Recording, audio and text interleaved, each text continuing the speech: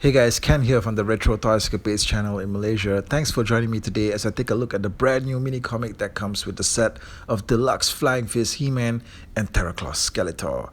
Now, if you've been a regular on the channel, you know that I've done a lot of MOTU mini comic reviews over the last year, both of the new ones and the vintage ones as well. So if you haven't checked them out yet, do go through my archives and help to bring these old videos back to life right again. The new mini comic that comes with the latest deluxe set is titled Under Siege. Now, like I said in an earlier video, this title reminds me of that cool Steven Seagal action thriller from 1992, which also had the same title. And ironically, this year, 2022, is in fact the 30th anniversary of that film's release. Yeah, anyway, it's got nothing to do with Masters of the Universe, but that film's cool. Go check it out if you haven't seen it in a while. Story begins right smack in the middle of the action. All right, it just starts with this huge action scene as Horde and a legion of Horde troopers sort of like, come into this dimensional portal into Eternia and just lay siege to it. This shot is cool. Because mainly it starts off with this huge splash page. It's very generous for a mini comic that only has 6 pages to actually give you this one full page action shot. So I really do appreciate this.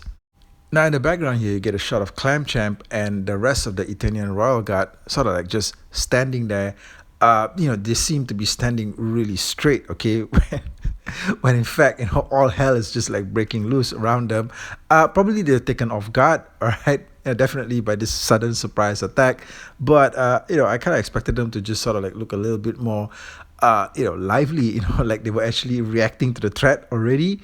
Anyway, the other thing that you'll notice here in this panel is that Horde is depicted as the version that was recently released in action figure form as part of the Horde 4-pack, alright, the Powercon exclusive Horde 4-pack. He's got that same weapon attachment there on his right hand. So I thought that this was a pretty sneaky move, okay, incorporating the character that was actually, the version of the character that was actually from the exclusive 4-pack, alright, making that 4-pack just a lot more desirable, and probably they also know that a lot of us couldn't get our hands on it. You see He-Man tearing into the Horde troopers with his brand new Flying Fist armor and gear on, but there's no backstory to where all these cool weapons came from though. They're just there. Actually, where are the rest of the masters? Okay, are they on sick leave? You know who would be perfect to take out this swarm of troopers?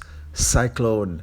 Now, in fact, he's teased on the cardback art for the Flying Fist figure anyway. I mean, Cyclone could just spin and turn around and just suck up all these bad guys. But maybe he had something more important on that day to do. Grizzlor launches a sneak attack at He-Man. Grizzlor!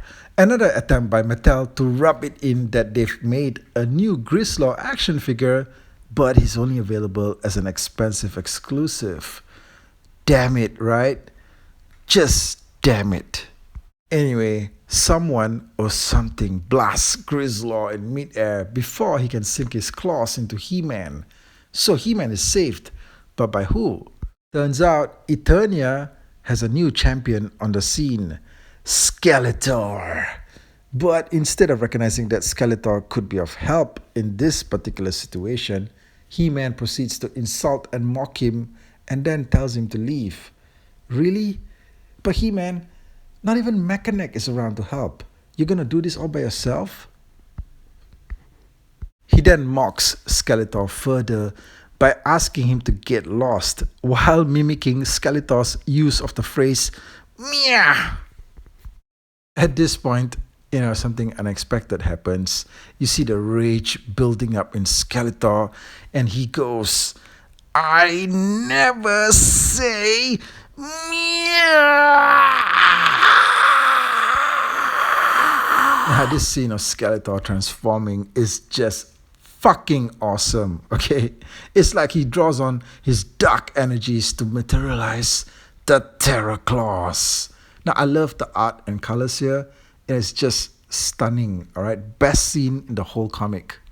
Now, this next scene is pretty interesting. It kind of looks like Skeletor's charging towards He-Man to slash him apart with the Terror Claws, but instead, he uses his powers to tear into the attacking Horde Trooper army. He goes, Leave this realm. It is mine to terrorize. And the switch around in the story is great. He-Man appears to be taken aback by the sudden aid from Skeletor, and he just goes, weird, but okay. I guess that's the closest thing to a compliment that He-Man's going to be giving out. Then we get the scene here of Skeletor and He-Man side by side, taking down the Horde Trooper army. Teamwork in full effect. Now, these guys are on such a roll that they even managed to take out Horde with a combined punch, okay, just like that, and Horde's laid out flat. Now, I was kind of like disappointed with how easily Horde gets defeated because, this is a guy that's mastered interdimensional travel.